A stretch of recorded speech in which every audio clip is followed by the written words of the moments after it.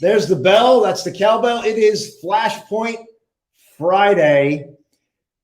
And I am very excited for today's interview. And I'm very excited for what this is going to add to your life. This has been a long journey. And in the preparation for this particular interview today with Mandy Robinson, I was talking to her yesterday. And we agreed that the experience to get here has been, it's the iceberg. If you think about the iceberg below the water, and you've heard this metaphor before, it's deep and it's vast. And what you're going to hear today is a glimpse of a life well lived, of a life that's touching other lives, of a life that is continuing to unfold into the full potential of what it was meant to be. I am very excited to bring this to you today. I want you to settle in, because what you're going to hear today is somebody who has an incredible ability to interpret life with a perspective that most people don't have. But not only that, to be able to communicate it in a way that makes sense for you and adds value and elevates your life. So I'm going to actually bring on Mandy right now to say hello. Hello, Mandy. Hello, everyone. Hi, Austin. Thank you so much for having me here. Blessings, my friend. It's an honor to be here. What an honor to do this. And normally I do the introduction before I bring the guest on, but I wanted to do something a little bit different for this one, because I wanted to really allow people to get a feel for you and the life that you've lived. And not only that, like I said, what you're bringing to the world. And so let me just hit on a couple things. But first of all, you're a distinguished Toastmaster. Yes, I am. And that's exciting because, as you know, I got my start in Toastmasters as well. And you've made it all the way to the top of that. And you're an incredible storyteller. Thank you. You have a way with not only did you become a distinguished Toastmaster, but the way you express yourself it runs deep, like the iceberg I talked about. Yes. But you know what else is really important is your ability to want to reach out to the community and do good. And so to that end, you're the 2015 Provincial Award winner for leading women in building communities. Absolutely. Correct? Absolutely. So that's your expression into your community. And not only that, you're the first female ambassadorial town crier, which sounds like a pretty it's a mouthful. Yeah. My predecessor was a male, and he had the role for 24 years. And then sadly he passed away, and he was a very special man to me because he was I forget the legal term, but when the band went to Coburg, Germany, he was like the guardian with one of the teachers of my eldest daughter, who went as their flute player. So we lost Tom Macmillan, very, very sad. Then there was a gap for 2 years, and then here we are. Yeah, I was going to say it, like this is typically a male-dominated role. Exactly. Yes. Yeah, and to be the first female, even if I was to quit or pass away or they got somebody else for whatever reason, this could never be repeated again. I made history on January the 1st, 2015. You made history, Mandy. I mean, so there in and of itself and it's just an expression of who you are. Your ability to speak and touch people's lives. And we're going to be hearing that firsthand today. So stay tuned. I got a little special surprise, as we normally do. And so the other thing is you are an official Flashpoint co-author. Yes. So talk about firsts. So first female town crier. Every event that I do is unique and a first, never to be repeated. And now, thanks to your invitation to join Flashpoint and come into your book, I am now a first co-author. I'm a first author, and Flashpoint obviously is a first experience as well. So talk about blessings and honor, and I am ever grateful to you for that invitation. There I am. There you are. Chapter 3. What an honor. Chapter 3. What an honor. Yeah, and you have a poem in. I don't want to give too much away, but you wrote. Yes. There's a poem in here that Yes. will move your soul. It like Mandy, you're a poet and you're a storyteller. You're a ghostwriter, and I'm honored because like this, I believe your Flashpoint is unfolding right now. Am I right in saying that? I absolutely believe that. This has been a long, long journey. And it was a long journey of almost a silent life for close to 30 years. And then I left my abusive husband, and 15 years later, we bring ourselves to today. And my life has completely turned around, completely done a revolution. And I found my highest purpose, which is to empower women to find their voice and step into their power with courage. And every road I've taken over this past 15 years has led me along this track, which is why I received that leadership award, because they recognized I'd left abuse and I'm now making a difference and contributing to the community. Very, very great honor. I love that distinction. You are doing it. I am. Distinction. This is an extension of what you're already doing. Yes. This was an evolution of what you're already doing. And that's really important distinction. So if you're just joining, help me welcome Mandy Robinson. If you're new to the show, there's a couple things we do, and I'm going to rely on you, the audience. What we do is we have a cowbell, okay? And the cowbell is here to accentuate moments, like cool moments in the interview. So if you think it's a cowbell moment, type it in. I got Jenna here. She's very excited. Let's see. We got Tony saying, you're so impressive and inspiring. Mandy, love being a part of your tribe. And so that's some validation. I know some work going. And the other thing we do in the show, Mandy, as we talked about, we bring up the hourglass as a reminder that time is moving and that you want to remember the most important is right there, is right in the middle where the moment is. And that's what we're going to do. So if you're joining this interview, make this a moment for you. So let's get back to Mandy's story. Mandy, you're here. You're in the Flashpoint book. You've achieved so much already, but now there's more. So let's talk about your story, though, because I want people to get the context. I talked about the iceberg when I opened this up, and I honor this with you because I know some of what it takes to get here to publicly share your story. So, Mandy, are you willing to take us back to give us some context? Absolutely. Absolutely. Yeah. People that know me in the community have actually heard a part of my story, basically that I left abuse and began to turn my life around. And so I've given speeches on that at different times. So well, the volume went. Can you still hear me? Yes. Yeah. Okay. So I left a 30-year abusive marriage 15 years ago.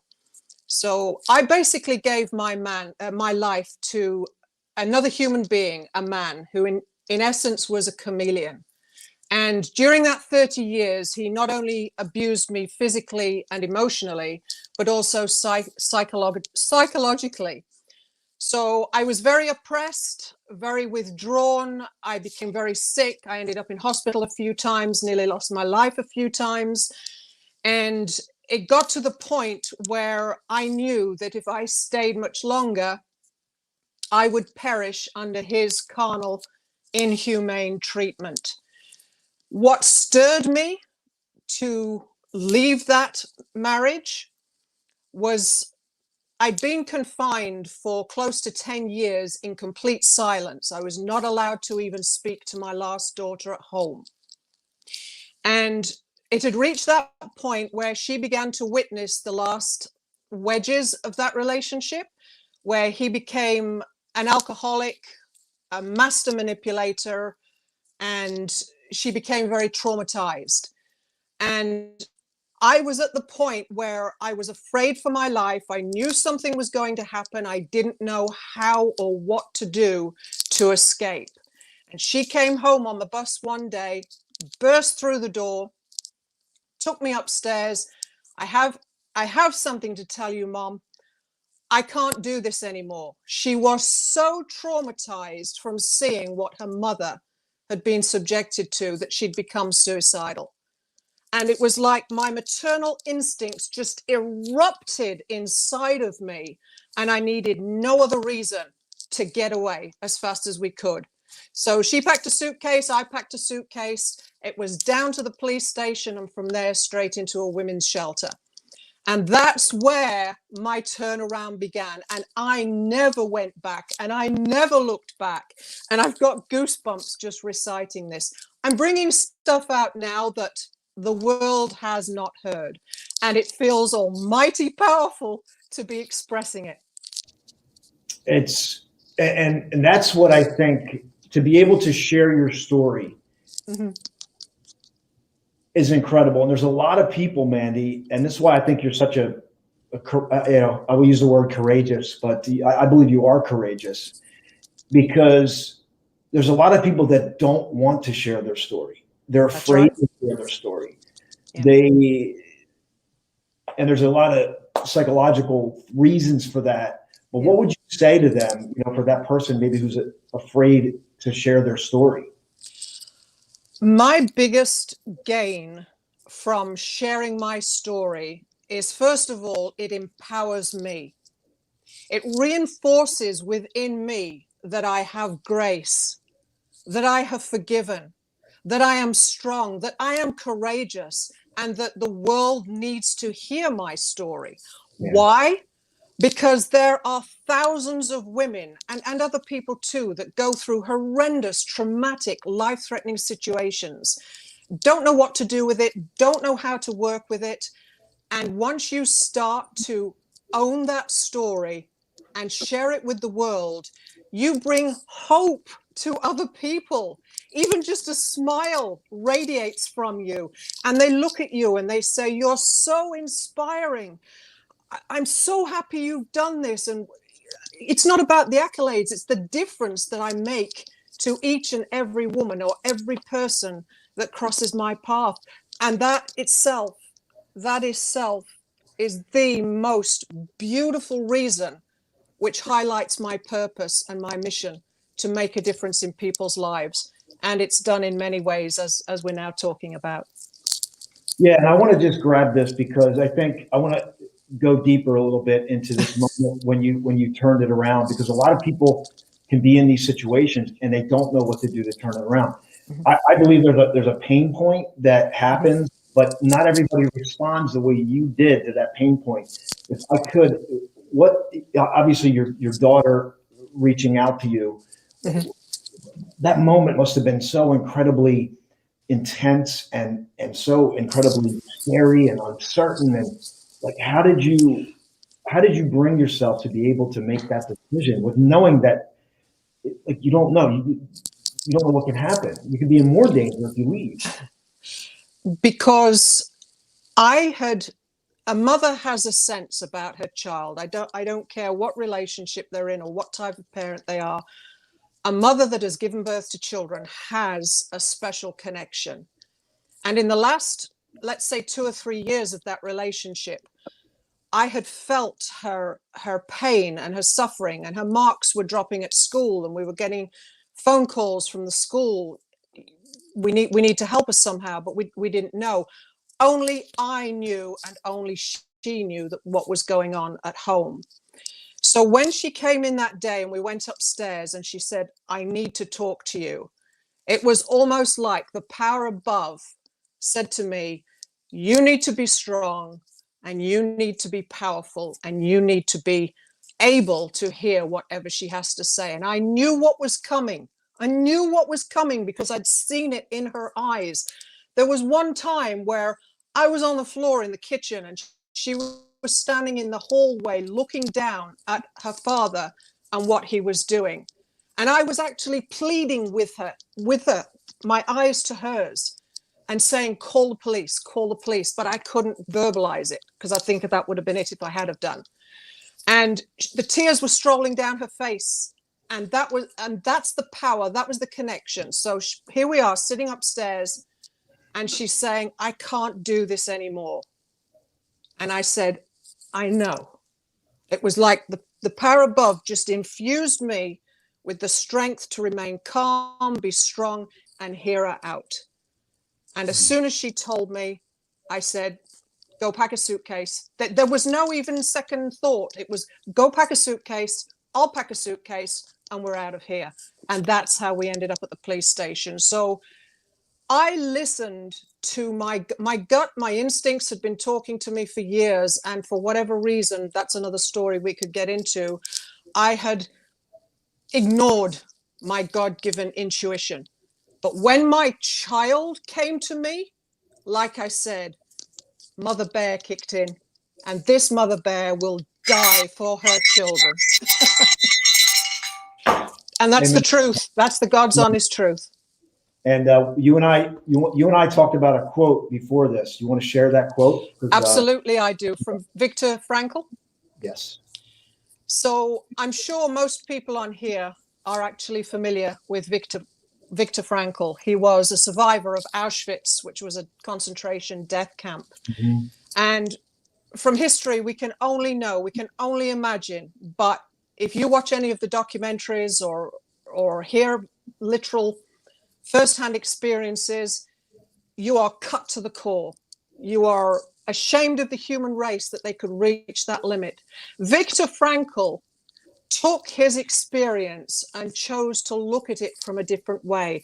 And this is the way I perceive life going forward. He said this: he who has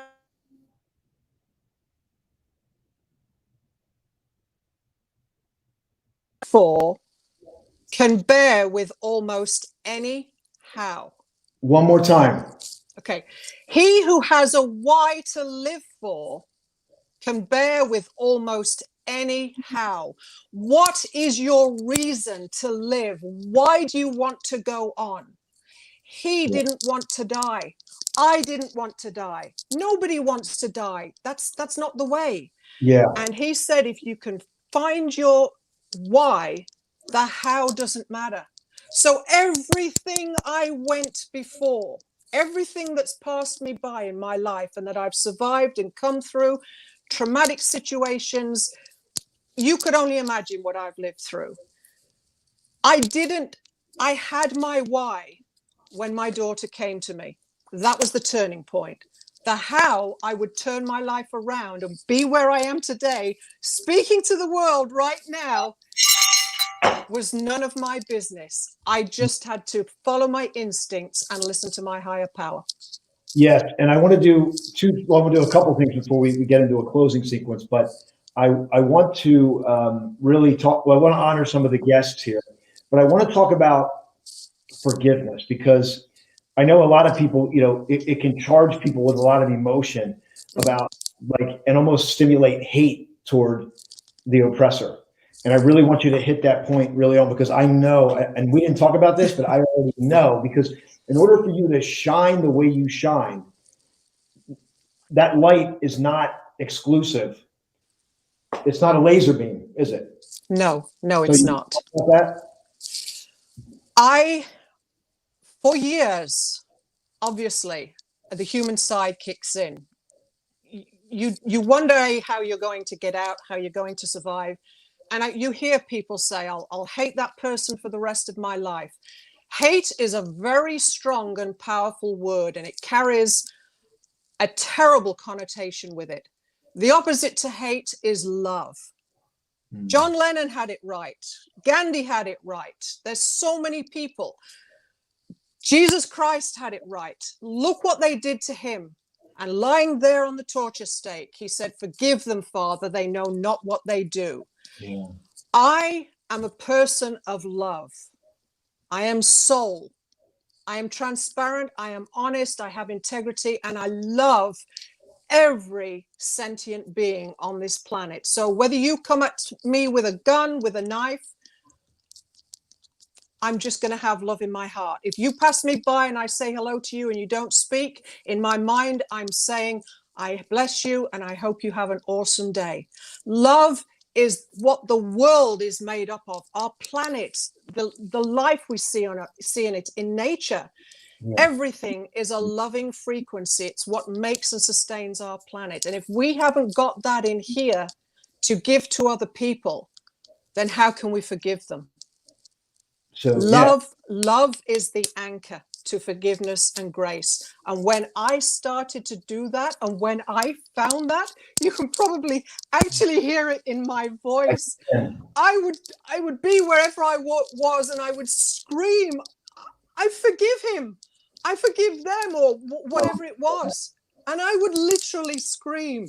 And that powerful force and feeling of forgiveness and grace has turned me into my highest self. And I am so grateful, so grateful. Can you talk about this liberation? You were screaming like you were Yes. screaming. Were you home? Were you in public? Like I was in different places. So one day I was walking along a cliff, and I just put my arms up and I just, thank you. Yes, I forgive. This is awesome. That was one point. There was another point. I was in my car. I was actually on the 401, the main highway here.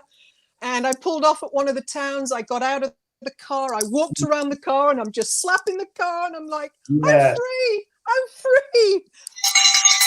That's a cowbell moment right there, Mandy. It's freedom. It's freedom to me.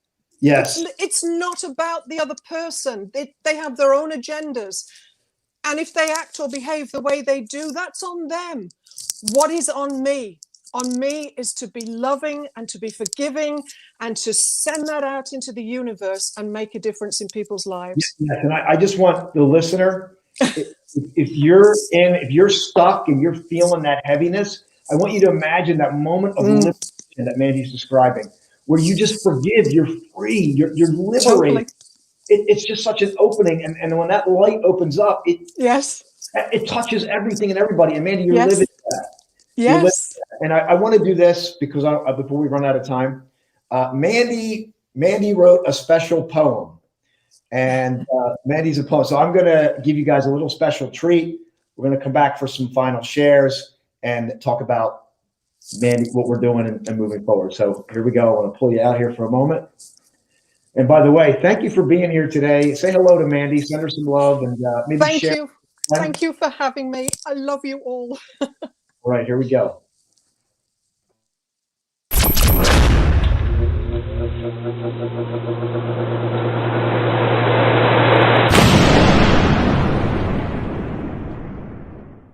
Flashpoint became the energy carrying me to beautiful places that allowed me to build momentum in the process. I rediscovered the power still inside of me that brought awareness of how I'd overcome adversity. I would give myself time, space, and grace to explore this new gateway with flexibility to attain all that I must now address. Granite Dells, Prescott, Arizona. I marked in my agenda that this would be decision day for me. I began to dance with possibilities, allowing my imagination to run wild and roam free. Remembering my purpose in the unraveling full power. I see the horses in North Carolina galloping on the pinnacle of a beach.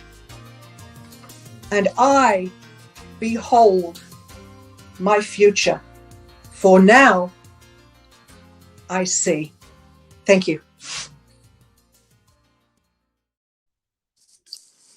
Well, Gosh.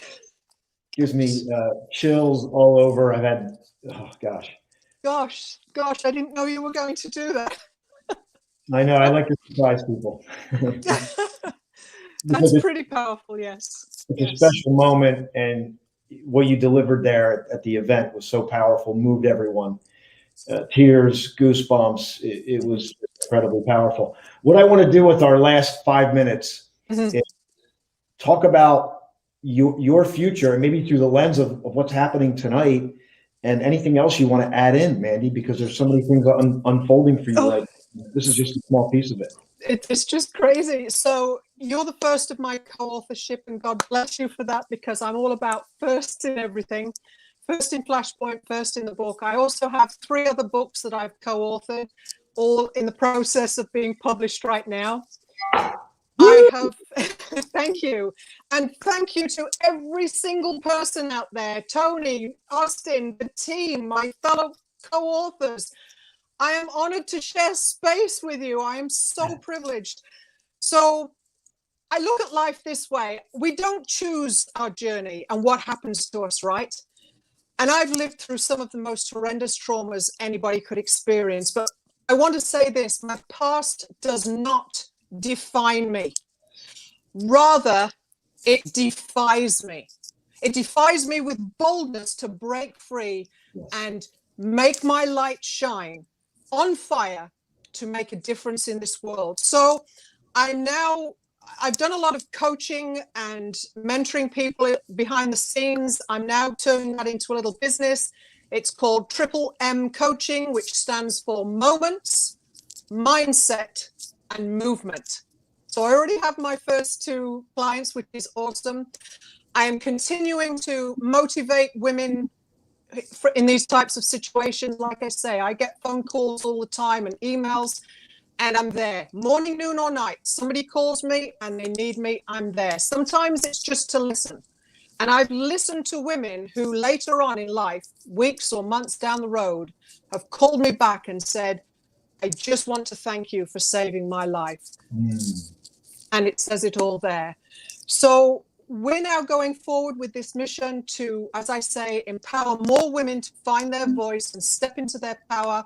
I have a podcast coming up with Gertrude Matshi of the Women's International Summit, which I was a guest speaker on. Yes. All of a sudden, my life is opening up. People are connecting with me, and they want to hear how they can shine as well. And if I make the difference in just one person's life, then I am grateful, and I will skid into my grave saying, what a hell of a ride.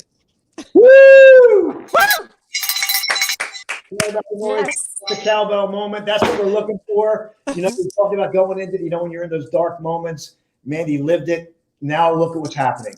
Your message, your whatever you thought was your darkest moment is now your gift to the world. And Mandy, I'm so glad you're one of the co-authors in this book.